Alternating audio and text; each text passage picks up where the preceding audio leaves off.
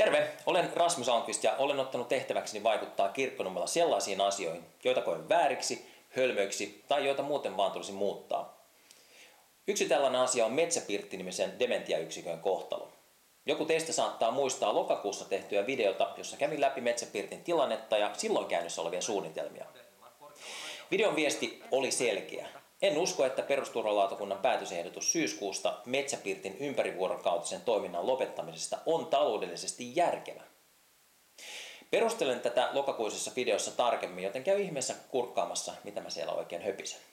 Mutta lyhykäisyydessään tilanne on siis tämä. Kunnan talous on huonossa jamassa ja taloutta on tasapainotettava. Kukaan ei kiellä sitä.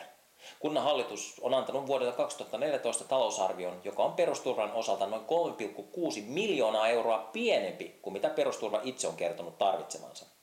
3,6 miljoonaa euroa on iso raha.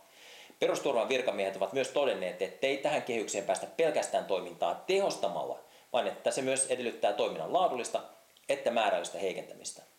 Nämä eivät ole siis minun sanoja, vaan valmistelevan viranhaltijan merkintöjä, ja nämä ovat kovia asioita. Perusturvan virkamiehet esittivät syyskuussa pitkän listan erilaisia keinoja, joilla vuoden 2014 menoja saataisiin annetun budjetin raameihin.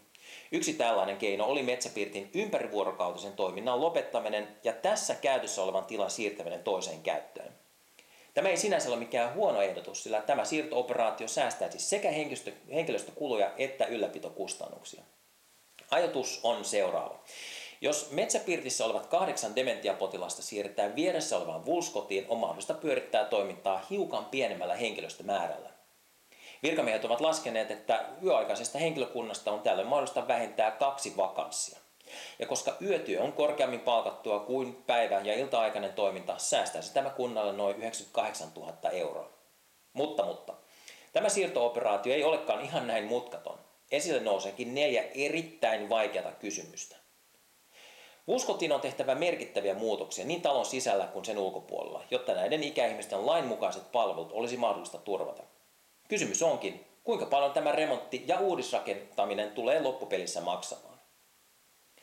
Metsäpirtissä on tällä hetkellä 8 ikäihmistä, mutta remontista ja uudisrakentamisesta huolimatta Vulskotiin mahtuisi vain 6 uutta tulokasta. Nämä eivät ole siis minun arvioita, vaan valmistelevan virkamiehen. Kysymys onkin, mitä tehdä niille 2, jotka jäisivät ilman hoitopaikkaa? Minne he siirtyvät ja kenen budjetista nämä rahat otetaan?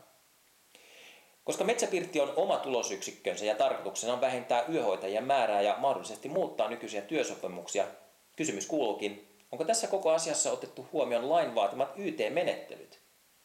Ja miten tämä on kytköksissä kunnan tämänhetkisiin YT-suunnitelmiin? Onko perusturvalautakunnan päätöksessä 19. syyskuuta otettu huomioon 1.7. samana vuonna voimaan tullutta vanhuspalvelulakia, jossa määritellään, miten palveluita tulisi suunnitella ja toteuttaa? Näistä 4 syystä ja kysymyksestä olen sitä mieltä, että koko asia pitäisi palauttaa perusturvalautakuntaan uutta käsittelyä varten. Kunnassa on säästettävä, se on aivan selvää, mutta meidän on myös kuntalaisina voitava luottaa siihen, että säästötoimenpiteitä suunnitellaan oikein ja että syntyneet haitat eivät johda henkilökohtaisiin tragedioihin tai että vahingossa rikotaan lakia tai sen henkeä. Kiitos siitä, että katsoit tämän videon loppuun. Ja hei, hyvää joulua!